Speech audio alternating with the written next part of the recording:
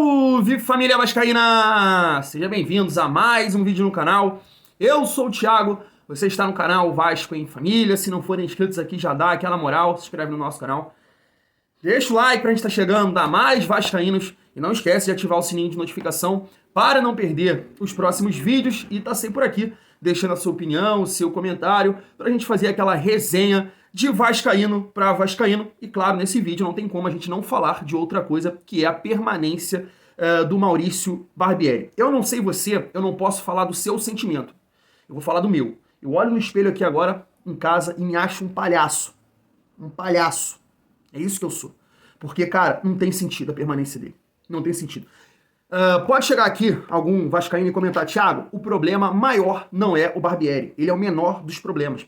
Eu concordo com você. Tem vídeos aqui, né, de pós-jogo, eu falando tudo isso, né? Pra mim, o grande culpado de tudo que o Vasco vive é o seu Jorge Salgado, a empresa que ele escolheu pra vender o clube, os caras sem experiência nenhuma no ramo, entra na porra do Vasco sem R$1 operando com o dinheiro do clube. Então já a gente sabe o problema maior, né, pro futuro do Vasco, tem a noção disso. Agora a gente vive um problema, né, que tá aqui, é presente, é real. O Vasco corre um sério risco de cair de novo pra segunda divisão, novamente disputar uma Série B, e os caras tomam uma decisão depois de uma reunião que o Maurício Barbieri tem que continuar. Palhaçada, vaidade. Muita gente, cara, eu vejo aí comentar que, poxa, mas olha lá o Botafogo, né? Olha o Luiz Castro, teve um mau momento, se recuperou e tá aí agora dando a volta por cima, é líder do campeonato. Cara, quem compara esse tipo de situação só pode ser retardado. Desculpa a minha fala, desculpa. Porque o Luiz Castro não tem comparação com o que foi o Barbieri, né? E nível de experiência também. Pegou um elenco do Botafogo sendo montado às pressas ali no ano passado, conseguiu ali e tal, passou dificuldade, mas quase beliscou uma Libertadores. Esse ano, houve sim ali uma turbulência, mas tinha sim ali uma ideia que ele conseguiu desempenhar um bom trabalho à frente do Botafogo no ano passado. Então vamos segurar o cara, porque ele já conseguiu no ano passado, deu a volta por cima. Agora dá pra falar isso do Maurício Barbieri? Pô, fez um carioca, beleza, boas partidas ali, foi eliminado por ABC, a gente passou um pano aqui, eu passei um pano, falei, calma, não é terra arrasada, mas o cara não entrega porra nenhuma à frente do Vasco. O Vasco é uma bagunça. Nada, não tem nada, o Vasco não tem nada. Thiago, irmão, eu vou discordar de você. Eu acho o elenco do Vasco muito fraco. A gente vai comentar um pouco mais sobre isso, porque eu quero trazer aqui a opinião do Rodrigo, né? Tá falando bastante de Vasco no seu Instagram, comentou um pouco aí sobre as escolhas táticas do Maurício Barbieri. O Rica Perrone fez uma análise perfeita, e lembra, quando eu te falo aqui, que falta um pouco de sensibilidade, mano?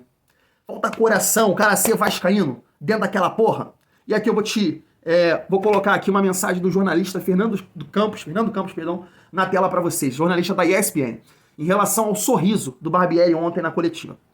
Relaxa, amanhã ele faz um vídeo na Vasco TV pedindo desculpas. O time dele foi humilhado pelo Flamengo no Maracanã, está afundado no Z4 e ele está rindo aí. Falta sensibilidade da parte do Barbieri e cobrança interna por parte da diretoria. A cobrança não é somente externa. Cara, eu sei que pode chegar um aqui e falar, pô, cara, não tava sorrindo por isso não, irmão, foi uma brincadeira. Pô, não posso falar palavrão aqui, cara. Tô gravando vídeo, minha filha tá aqui na frente, mano. Ele não pode rir, ele não pode rir. O cara não entrega dentro de campo e as declarações dele são absurdas. Absurdas. Qualquer pessoa de bom senso com a caneta na mão teria mandado ele embora contra o Santos. Mandado ele embora contra o Santos depois daquela declaração absurda. Talvez a das piores da história do futebol, um treinador que veste a camisa do Vasco falar o que ele falou. E hoje foi tomada a decisão que esse cara permanece pro Vasco encarar aí o Internacional. Meu sentimento é que eu virei um palhaço. Família, vamos lá. Eu vou trazer aqui primeiro agora a opinião do Rodrigo, ex-jogador do Vasco, né? E eu acho que ele fez uma análise interessante de duas respostas do Barbieri na coletiva. Queria passar aqui com vocês e saber a opinião aí da família. Vamos lá. Sobre a entrevista do Barbieri, se a gente for colocar assim, vou botar meus pontos aqui que eu acho em cima da fala do próprio treinador. Desempenho dele nos treinamentos, desempenho dos outros jogadores no treinamento. Como eu disse, muitas vezes o jogador desempenha durante a semana e não consegue transformar aquilo no jogo. É uma situação que a gente tem que passar para entender, para avaliar e para tomar decisões. Então assim, para mim, nessa fala que o Barbieri falou na coletiva, é os leão de treino. O que é os leão de treino? É o cara que faz gol de bicicleta, é o cara que vai lá e marca e volta. Esses são os leão de treino. Os leão de treino é aqueles que treinam pra caramba, chega no jogo e não faz nada. Nada. Essa é a linguagem que o Barbieri que falou ali. É a linguagem que eu entendo, da forma que ele falou, é assim que eu entendo como jogador. Orelhano, difícil falar esse nome, Orelhano, cara, marcando dentro da área.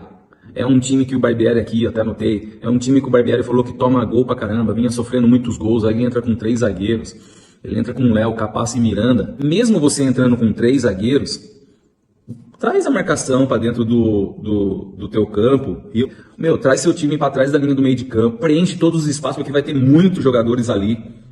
E aí, sai no contra-ataque. Tem o Puma, tem o Piton, que é bom pra caramba, que é rápido, dava para fazer isso. Agora, marcar um time lá em cima, um time totalmente desorganizado, um time que não sabia o que ia fazer, ainda mais levando um gol aos 14 minutos do primeiro tempo. O time já, dentro de campo, já estava naquela correria louca. E aí, quando leva o primeiro gol, aí sim. Aí, logo em seguida, como você pode ver aqui, aos 16, que eu vi aqui, levou o segundo. E quando leva o segundo gol, aí, meu treinador, primeiro tempo, cara, traz todo mundo para trás da linha do meio de campo, porque não estava dando certo aquilo que você estava querendo fazer, que era marcar os caras em cima. Esquece, cara, não ia dar certo. A equipe está oscilando muito mais do que nós esperávamos nesse início. A gente tem tido dificuldades maiores do que aquelas que a gente imaginava que poderia ter. Mas continuo com a convicção de que a gente vai buscar soluções, de que a gente vai reverter esse quadro. Não coloca um limite, sigo trabalhando, sigo tentando buscar soluções, sigo tentando buscar alternativas.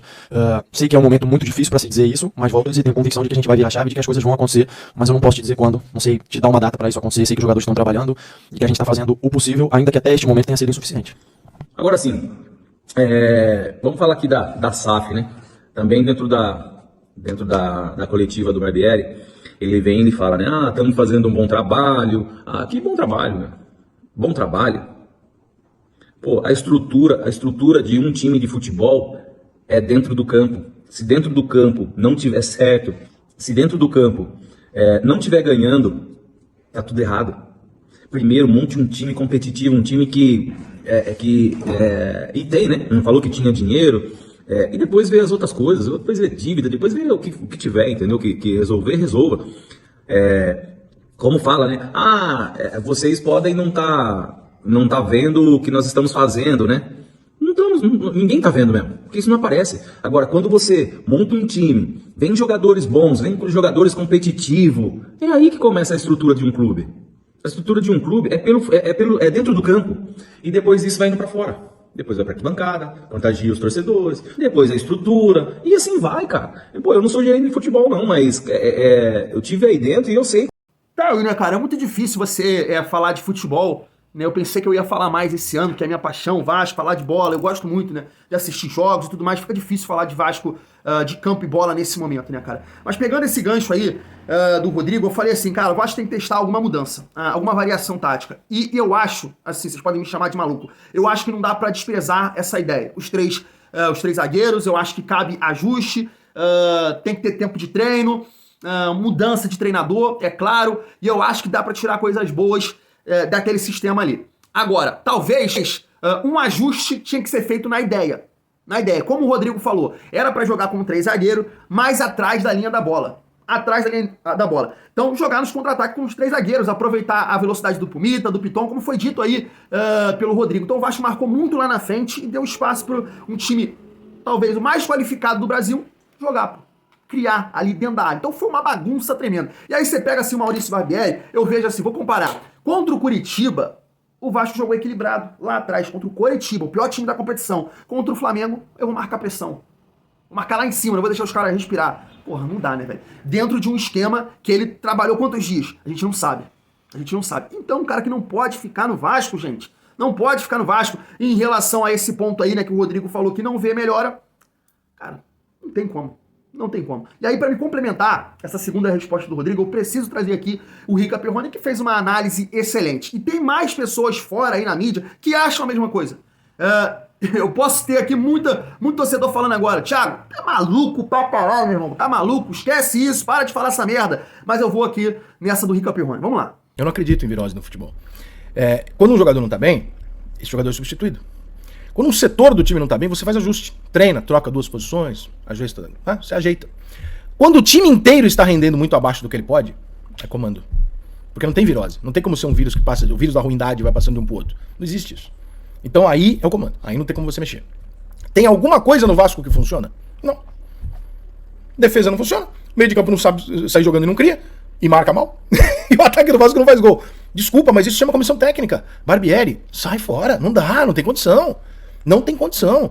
Sabe, não nada contra o Barbieri, mal conheço. Mas assim, querer tirar do Barbieri essa responsabilidade. Falar, não, veja bem. Não. O Vasco tá com esse time lá desde janeiro. Tem que haver evolução. Tem evolução? Até tem. Só que tá evoluindo agora um pouquinho a cada jogo e evolui perdendo. Então não adianta, irmão. Desculpa, você evoluir tomando de 4 do Flamengo, evoluir tomando 4 do São Paulo. Ah, por quê? Porque o time saiu um pouquinho mais pra frente. Então isso significa o quê? Significa que quando o Vasco apresenta um futebol melhorzinho, olha o que acontece na defesa. Mal treinado. Time que não se compacta, que não consegue fazer as duas coisas ao mesmo tempo. E no futebol hoje não tem a menor possibilidade de você não ter essa compactação. Se você tiver um cobertorzinho de pobre que ou você ataca ou você defende, aconteceu o que aconteceu hoje. Claro que nem todo mundo tem a qualidade do Flamengo, mas não tem como, entendeu? Então não dá mais pra ficar discutindo. Eu tô gravando esse vídeo aqui após o jogo, o Barbieri ainda não foi demitido. Eu tenho quase convicção de que o Barbieri vai ser demitido. O Vasco não tem outra alternativa. O Vasco tem que dar algo pro seu torcedor, ele tem que dar uma justificativa pro torcedor, porque quem falou a merda pro torcedor do Vasco foi a 777. E eu fiz esse vídeo 1 ano atrás.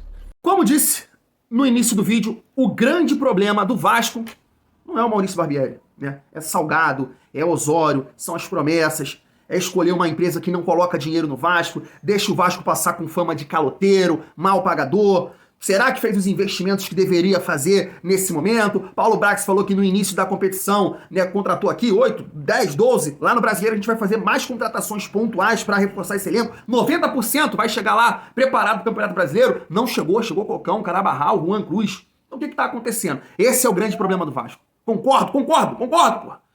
Agora, não dá pra negar, isso é uma visão minha, que eu acho que 90% discorda de mim, mas eu vou manter essa minha opinião aqui. O Vasco não tem time, principalmente o titular, pra ser o 19º da competição. O Vasco não é pior que o Cruzeiro, o Vasco não é pior que o São Paulo, o Vasco não é pior que o Santos, que o Goiás, que o Cuiabá, não é.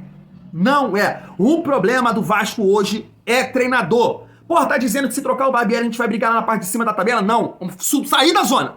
Vamos sair da zona. Realmente eu errei na minha avaliação de ter sonhado um dia que eu podia chegar. Será que dá pra sonhar? Não dá. Não dá. Esquece. Isso eu errei mesmo. Não dá. Não dá, irmão. Na parte de cima não dá. Agora não dá pra ficar no Z4 também, não. O Vasco não tem time pra ficar no Z4, irmão. Não tem como. E aí os caras se reúnem hoje e faz essa palhaçada com a torcida do Vasco, que é a permanência dessa merda de treinador, irmão. O cara é um merda. É um merda. Falou aquela questão lá contra o Santos e agora ri aí depois de ser humilhado pro Flamengo. Vou ficando por aqui. Tamo junto.